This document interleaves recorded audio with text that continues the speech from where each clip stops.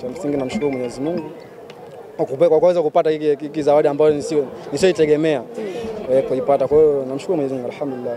Kulikuwa na ugumu gani kwenye eneo lako katika kumkaba Clatous Chota Chama? Kulikuwa na ugumu kweli. Kwa sababu sio ni mtu ambao kumwendea tu kwa kumbeza hapana, sababu amecheza maligi ambayo aina mbalimbali. Kwa hiyo ana experience kubwa sana kuliko hata mimi ambao tunaokuja huko chini. Kwa hiyo cha msingi naweza perform katika nafasi yangu, namshukuru Mwenyezi Mungu. Watu wanasema haukuanza vizuri lakini baadaye ulirudi na ukatekeleza kile ambacho walikuwa wanakihitaji. Nini ilikuwa changamoto ya kutokuanza vizuri wakati mchezo unaanza?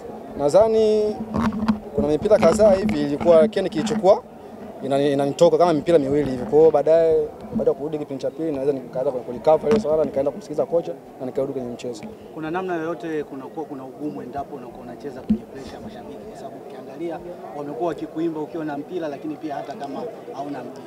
Hilo nadhani kwa sababu ya jezi yangu, kwa sababu ukisema mashabiki, maana hata timu yetu stand na mashabiki, hata sisi nyumbani huwa tukicheza nyumbani mechi inakuwa ni ngumu. Sababu kutokana na mashabiki wanakuwa na pressure tukikosa matokeo au tukiwa bado hujapata matokeo mazuri ambayo tujaongoza, huwa kuna mashabiki ni wengi. Kwa hiyo hii ni kawaida tu. Ni kawaida kuwa na mashabiki wengi kama hivi. Kwa hiyo sio mara kwanza kucheza kwa mashabiki kama hivi. Kwa haraka Sida, umepokea kiasi gani?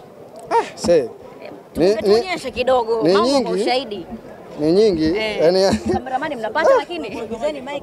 Yaani hapa siwezi kujua. Hela zionekane mambo kwa ushahidi. Siwezi kukadiria hapo. Lakini ni pesa nyingi sana hii. Unarudi ukiwa na furaha. Inshallah, na namshukuru Mwenyezi Mungu. Kama ambavyo wameshangaa mashabiki na sisi pia tumeshangaa hivyo, mchezaji pekee ambaye ameprint jezi yake. Nini kimetokea? Sida pekee yake ndio ameprint jezi. Nadhani hiyo kama ni bahati, sababu unajua kuna baadhi wengine, kuna wachezaji ambao wengine hawakucheza leo. Kuna baadhi wengine wachezaji zao walichapisha ile. Kwa hiyo napo leo tunaingia leo maana peke yangu nilikuwa nimechapisha jina. Kwa hiyo nadhani ndio ilikuwa bahati yangu. Na nadhani namshukuru Mwenyezi Mungu sababu na bahati siku zote inakuja muda wote. Kweli kufanya umeokota bwana. Na kweli kabisa nimeokota kweli. Mungu mtumizi wake. Alhamdulillah. Basi na waandishi wapate chochote kitu.